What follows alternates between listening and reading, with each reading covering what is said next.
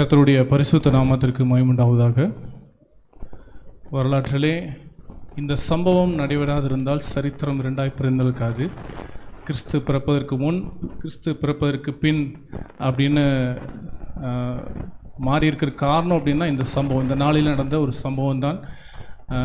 இயேசு கிறிஸ்து சிலுவையில் அறையப்பட்ட நாள். அப்படி அறையப்படாமல் உயிரோடு எழாமல் இருந்திருந்தார்னா அவரும் ஒரு சாதாரண மனுஷனை போல எண்ணப்பட்டிருப்பார். ஆனால் நம்முடைய தேவன் சரித்திர நாயகன். அந்த சிலுவையிலே நினைவு கூற வேண்டிய இந்த நாளிலும் கூட இந்த மூன்றாவது வார்த்தையை தியானிக்கும்படி கர்த்தர் கொடுத்த பெரிதான கிருபைக்காய் நன்றி செலுத்துகிறேன். யோவான் 19:26-27 வாசிக்கலாம். அப்பொழுது இயேசு தம்முடைய தாயையும் அருகே நின்ற தமக்கு அன்பாயிருந்த சீஷனையும் கண்டு தம்முடைய தாயை நோக்கி, ஸ்திரீயே, அதோ உன் மகன் என்றார். பின்பு அந்த சீஷனை நோக்கி, அதோ உன் தாய் என்றார். அந்நேரம் முதல் அந்த சீஷன் அவளை தன்னிடமாய் ஏற்றுக்கொண்டான். ஆமென். ஸோ சிலுவையில் இயேசு தொங்கிக் கொண்டிருக்கிறார். அந்த நேரத்திலும் கூட சிலுவை கீழே ஒரு 4 பேர் இருக்கிறதா பைபிளில் சொல்லியிருக்கிறது. ஒன்று கிறிஸ்துவனுடைய தாயாகிய மரியாள், ரெண்டாவது அவருடைய சகோதரி, மூன்றாவது கிளையோப்பா மரியாள் என்று சொல்லியிருக்கிறது, நான்காவது மகதலேனா மரியாள் என்று சொல்லி 4 பேர் கீழே இருக்கிறாங்க. ஸோ அவங்களோட பக்கத்தில் யோவான். ஸோ 4 பெண்கள் 1 ஆண் அப்படின்னு சொல்லி பக்கத்தில் இருக்காங்க. அவருடைய தந்தையை பற்றி, யோசேப்பை பற்றி சொல்லவே இல்லை. அவர் மேபி இறந்திருக்கலாம் என்று தோன்றுகிறது. அந்த நேரத்திலும் கூட இந்த வார்த்தையை தேவன் சொல்லுகிறார், ஸ்திரீயே, அதோ உன் தாய் என்று தனக்கு அன்பான சீசனை நோக்கி இதை சொல்லுகிறார்.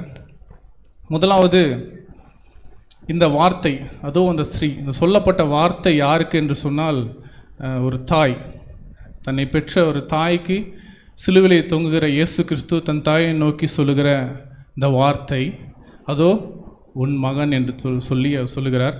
ஸோ அந்த நேரத்தில் அவர் சொல்லும் பொழுது அந்த தாயினுடைய நிலைமை, இங்கே தாய்மார்கள் இருக்கீங்க, அந்த இடத்துல நீங்கள் அவங்கள நினச்சி பார்த்தீங்கன்னா தெரியும். ஏன்னா இயேசு கிறிஸ்துவை குறித்து பரிசுத்த ஆவியினாலே உருவாக்கப்பட்டவர் இருந்தாலும் கூட அது இரத்தமும் சதையுமா இந்த பூமியிலே நமக்கு கொடுத்தது யார் என்று சொன்னால் மரியாள். ஸோ மரியாள் கர்த்தரிடத்தில் கிருபை பெற்றவள், ஸ்ரீகளுக்குள்ளே கிருபை பெற்றவள், மேலானவள் என்று சொல்லி நம்ம பார்க்குறோம். ஸோ அந்த இடத்துல அநேக குழப்பங்கள் அவளுக்கு இருந்திருக்கலாம், அநேக பாரங்கள், மிக பாரம். ஸோ அந்த பாரத்தை சொல்ல முடியாது, மிகப்பெரிய பாரமாக இருக்கும். தான் பெற்ற பிள்ளை அந்த சிலுவை பாரத்திலே கொடுமைப்படுத்தப்பட்டு அடிக்கப்பட்டவராக இந்த வார்த்தையை சொல்லும் பொழுது அநேக எண்ணங்கள் அந்த தாய்க்கு ஓடிக்கொண்டு இருக்கும். இதுக்கப்புறம் யார்? எனக்கு சேஷ்ட புத்திரன் இயேசு கிறிஸ்து தான், முதலாவது குழந்தை தான் சேஷ்ட புத்திரன், அப்படி தானே? அந்த குழந்தை என்ன சொல்லுவாங்க, அந்த குழந்தைக்கு தான் 2 பங்காக போகும். எத்தனை சொத்து இருந்தாலும் 2 பங்கு அந்த சேஷ்ட புத்திரனுக்கு போகும். அந்த மகன் தான் தாய்க்கு செய்ய வேண்டிய எல்லா கடமையும் செய்தாக வேண்டும். ஸோ இது பைபிளில் இருக்குது. அந்த கடைசி காலத்தில் யார் என்னை பராமரிப்பாங்க அப்படிங்கிற ஒரு அநேக கேள்விகளோடு மரியாள் நின்று கொண்டிருக்கிறாள். ஏனென்றால் மரியாளுடைய பயணம் பார்த்தீங்க அப்படின்னு சொன்னால், கணவனை அறியாமலேயே கர்ப்பவதி ஆனால், அதுக்கப்புறம் குடிமதிப்பெழுதி எழுதப்படும் பொழுது கலிலேயிலிருந்து பெத்லகேமுக்கு வருகிறாங்க. இயேசு கிறிஸ்து குழந்தை வயிற்றிலே சுமந்து கொண்டு, அதுக்கப்புறம் பார்த்திங்கன்னா ஏரோதினாலே பிள்ளை கொல்லப்பட வேண்டும் கட்டளையிட போது உடனே எகிப்துக்கு போகிறாங்க. அங்கே போய் குழந்தை பிறந்ததுக்கப்புறம் மறுபடியும் குழந்தையோடு அவங்க மறுபடியும் பெத்லகேமுக்கு வராங்க.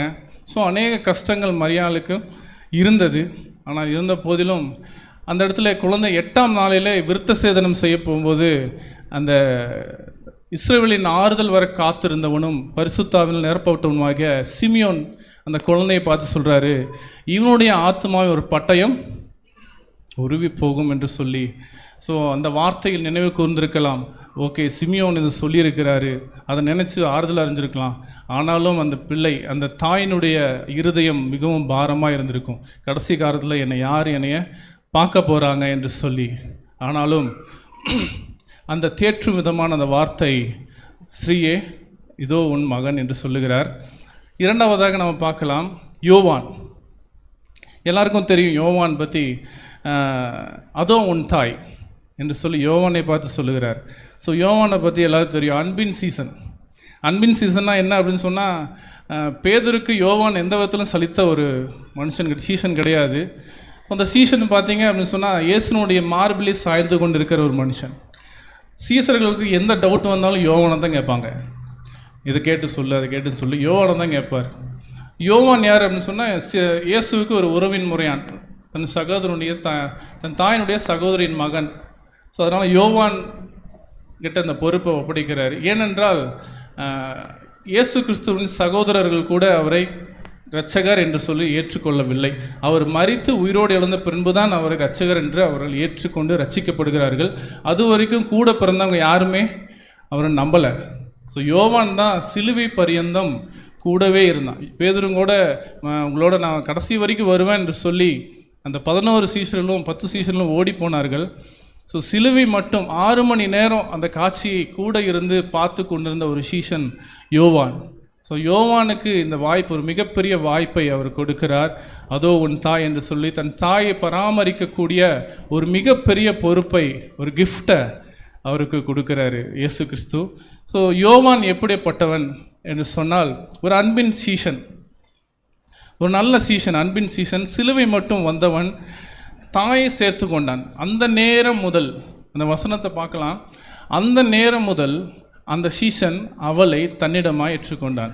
சிலுவையிலிருந்து சொல்லப்பட்ட அந்த வார்த்தையை கேட்ட உடனே முற்றிலும் தன்னை அர்ப்பணித்து கீழ்ப்படிந்து தன் தாயை சேர்த்துக்கொண்டான். 11 வருடங்கள் மரியாதை வைத்து பராமரித்தான், காத்தான். கடைசி கர்த்தருடைய வார்த்தையை கீழ்ப்படிந்து அப்படியே செய்து முடித்தான். இந்த யோவானை கொண்டு தேவன் செய்த காரியங்கள், 10 சீஷர்களும் 11 சீஷர்களும் பார்த்திங்கன்னா இரத்த சாட்சியாய் மரித்தார்கள். இந்த யோவான் மட்டும்தான் கடைசி வரைக்கும் பூரண வயதாகி நல்ல ஒரு மரணத்தை அடைந்தார். பூரண வயதுடன் மரித்து போனார். ஸோ அவர் மூலமாக பார்த்திங்கன்னா கடந்த காலம் ஒரு யோவான் சுவிசேஷ புஸ்தகத்தை நம்மளுக்கு கொடுத்துருக்கிறார். அடுத்து யோவான் 1, 2, 3 ஸோ இந்த நிருபங்களையும் நம்மளுக்கு கொடுத்துருக்கிறார். 3வது பார்த்திங்க அப்படின்னு சொன்னால் வெளிப்படுத்தின விசேஷத்தை யோவான் மூலம் பத்மோ தீவிலே இருந்து அதை எழுதும்படி, பரலோகத்தில் ரகசியங்களை பார்க்கும்படியும், பரலோக ராஜ்யம் எப்படிப்பட்டது என்பதை கண்ணால் பார்க்க முடியும், பூமியிலிருந்தே அதை பார்க்கக்கூடிய ஒரு மிகப்பெரிய ஸ்லாக்கியத்தை ஏற்படுத்தி கொடுத்தார். ஸோ அதுபோல் யோவான் ஒரு மிகப்பெரிய பாக்கியம் பெற்ற மனுஷனாக இருக்கிறான். அதனால தான் அந்த தைரியமாய் அந்த தன் தாயை ஒப்பு கொடுக்கிறார், பராமரிக்கும்படி முழுவதும் ஒப்பு கொடுக்கிறார். இந்த 3 பேரும் சிலுவையிலே தொங்குகிற இயேசு கிறிஸ்து, தன் தாயாகிய மரியாள், தன் சீஷனாகிய அன்பின் சீஷனாகிய யோவான். ஸோ இப்பொழுது வரைக்கும் அவர்கள் பிரசங்கிக்கப்படாத எந்த ஒரு சபையும் இருக்காது. ஏனென்றால் இயேசு கிறிஸ்து சரித்திர நாயகன். இந்த பூமியிலே அவர் பிறந்து நமக்காக அடிக்கப்பட்டு நம்முடைய பாவங்களை ஏற்றுக்கொண்டு சிலுவையில் இருந்தாலும் கூட தன் குடும்பத்திற்கு செய்ய வேண்டிய முழு கடமையும் அவர் செய்து முடித்தார். தன் தகப்பனுக்கு 30 வயது வரை கீழ்ப்படிந்திருந்தார். 3.5 வருடங்கள் ஊழியம் செய்தார். அந்த 3.5 வருடங்கள் ஊழியம் செய்யும் பொழுதும் கூட ஒரு 4 முறை தான் தன் தாய் இயேசு கிறிஸ்துவோட பேசினதாக வேதத்தில் வாசிக்கிறோம். கானாவூர் திருமண அந்த நிகழ்விலே பேசுகிறாங்க. அடுத்தது கப்பர்நகூமிலே ஒரு செய்தியில் பேசுகிறாங்க, ஒரு இடத்து வீட்டில் பேசுகிறாங்க. ஸோ அடுத்து பார்த்திங்கன்னா அந்த சிலுவை மரணம். 4வது பார்த்தோம் அப்படின்னு சொன்னால், அவர் இறந்து 50வது நாள் பெந்தேகோஸ்தே நாள் வரைக்கும் காத்திருந்து சீசர்கள் ஒருவராக நான் இயேசு கிறிஸ்துவை பெற்றேன் அப்படிங்கிற எந்த ஒரு தலைமை பொறுப்பும் ஏற்காமல் கடைசி வரைக்கும் தாழ்மையாக இருந்து அந்த தாய் பரிசுத்த ஆவியை பெற்றுக்கொண்டாள் என்று நம் வேதத்தில் வாசிக்கிறோம். 50வது நாள் வரைக்கும் காத்திருந்து மரியாள் பெற்றுக்கொண்டாள்.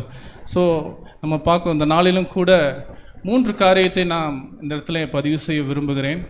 இயேசு கிறிஸ்து பிதாவுடைய சித்தத்தை நிறைவேற்ற தன்னை முழுவதும் ஒப்பு கொடுத்தது போல நாமளும் ஒப்பு கொடுக்க வேண்டும். அதே நேரத்தில் தன் குடும்பத்திற்கு நம்ம என்ன செய்ய வேண்டுமோ அதை சிறப்பாக செய்ய வேண்டும். ஏன்னா தன் தகப்பனையும் தன் தாயும் கனம் பண்ண வேண்டும் என்று சொல்லி உபாகமத்திலே நாம் வாசிக்கிறோம், யாத்ராகமத்திலே நம்ம வாசிக்கிறோம். எபேசியரிலும் கூட பவுல் 6ஆம் அதிகாரம் 2-3 வசனங்கள் சொல்லுகிறார். உன் நாட்கள் ஜீவ நாட்கள் நீடித்திருக்கும், உன் ஆயுசு நாட்கள் நீடித்திருக்கும்படிக்கு உன் தாயும் தகப்பனையும் கனம் பண்ணுவாயாக என்பதே வாக்குத்தத்தமுள்ள முதலாம் கற்பனையாக இருக்கிறது என்று பவுல் சொல்லுகிறார். ஸோ அதனால் தாய்க்கு செய்ய வேண்டிய, நம்ம குடும்பத்துக்கு செய்ய வேண்டிய காரியங்கள், தம் தாயை நம்ம எப்பொழுதும் அசட்டை பண்ணவே கூடாது, கனம் பண்ண வேண்டும். கடைசி வரைக்கும் நம்முடைய தாய் தகப்பனை நம்ம வைத்து நம்மோடு வைத்து பராமரிக்க வேண்டும். எப்பொழுதுமே தள்ளிவிடக்கூடிய எந்த ஒரு சிந்தையும் நமக்குள்ளே வந்துடக்கூடாது. ஏன்னா புதிய ஏற்பாட்டில் நம்ம பார்க்குறோம், குர்பான் அப்படிங்கிற ஒரு காணிக்கையை கொடுத்து தன் தாயும் தகப்பனையும் தள்ளி விட்டுறலாம் அப்படின்னு ஒரு நியாயப்பிரமாணத்தை உருவாக்கி வச்சுருந்தாங்க. இதை மோசேவோ பிதாவாகிய தேவனோ கொடுக்கவில்லை. ஆனால் இவர்கள் தங்களுடைய சுய லாபத்துக்காக அதை ஏற்படுத்தி கொண்டார்கள். ஆனால் கிறிஸ்துவர்களாகிய நம்ம, இயேசு கிறிஸ்துவின் பிள்ளைகளாகிய நாம் கடைசி வரைக்கும் நம்முடைய பிள்ளைகள், நம்முடைய அம்மா அப்பாவுக்கு செய்ய வேண்டிய, தாய் தகப்பனுக்கு செய்ய வேண்டிய கடமையை, அவர்களை பராமரிக்க வேண்டிய ஒரு மிகப்பெரிய பொறுப்பை நாம் கண்டிப்பாக செய்தே ஆக வேண்டும். செய்யும் பொழுது தான் கர்த்தர் நம்மளுக்கு எல்லாவித ஆசீர்வாதத்தையும் இந்த பூமியில் அனுபவிக்கும்படி நம்மளுக்கு வைத்திருக்கிறார். இந்த மூன்றாவது வார்த்தை, அந்த சிலுவையிலே ஏற்படுத்தப்பட்ட அந்த 3 வார்த்தைகளும் 7 பூக்கள் என்று சொல்வார்கள். ஸோ முதலாவது மன்னிப்பு, ரட்சிப்பு, மூன்றாவது அரவணைப்பு, பராமரிப்பு என்று சொல்வார்கள். நம்ம பராமரிக்கிறவர்களாக இருக்க வேண்டும்.